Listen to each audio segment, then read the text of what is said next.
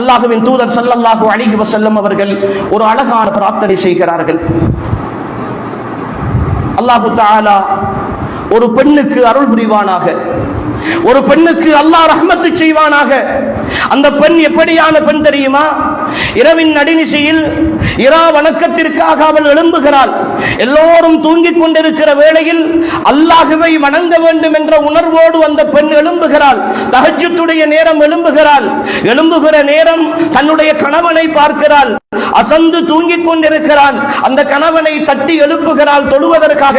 ஆனால் அவன் தூக்க மயக்கத்தின் காரணமாக எழும்புவதற்கு மறுக்கிறான், அல்லது எழும்பாமல் தொடர்ந்து தூங்குகிறான். கொஞ்சம் தண்ணீரை எடுத்து வந்து அந்த கணவனுடைய முகத்திலே தெளித்துவிட்டு அவனை அந்த திரா வணக்கத்திற்காக, தொழுகைக்காக எழுப்பி இருவருமாக சேர்ந்து தொழுகிற அந்த பெண்ணுக்கு அல்லாஹ் அருள் புரிவானாக என்று அல்லாஹ்வின் தூதர் ஸல்லல்லாஹு அலைஹி வஸல்லம் அவர்கள் பிரார்த்தனை செய்கிறார்கள். அதே போன்று ஒரு ஆணுக்கு, ஒரு கணவனுக்கு அல்லாஹ் தஆலா அருள் புரிவானாக.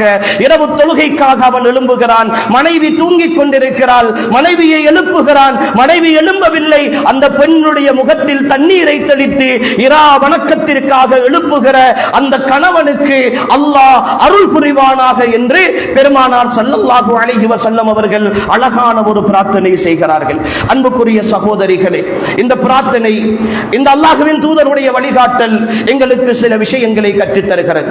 முதலாவது விஷயம், எங்களுடைய வாழ்க்கையில் நான் இந்த மார்க்கத்தை அமுல்படுத்துகின்ற, இந்த மார்க்கத்திற்கு முன்னுரிமை கொடுக்கிற, அல்லாஹ்வுடைய கட்டளைகளுக்கு வழிபடுகிற ஒரு பெண்ணாக நான் இருக்கிற பொழுது எனக்கு அல்லாஹ்வின் தூதருடைய பிரார்த்தனை, அல்லாஹ்வுடைய அருள் எனக்கு கிடைக்கும். அல்லாஹ்வுடைய அருள் கிடைக்கிற ஒரு குடும்ப வாழ்க்கை சந்தோஷமான வாழ்க்கையாக இருக்கும்.